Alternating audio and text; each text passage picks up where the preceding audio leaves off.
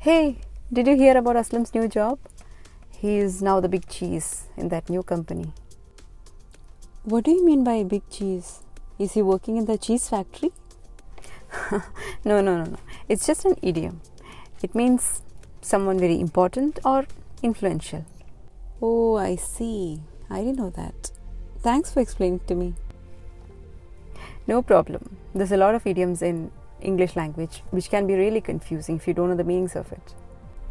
Yeah, I have noticed that. Do we have more examples?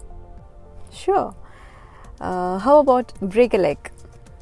It's often said to someone before they go on stage to perform. That one is strange. Why would you wish someone to break their leg?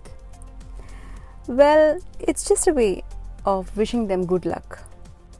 Wow, nice. English idioms are really interesting.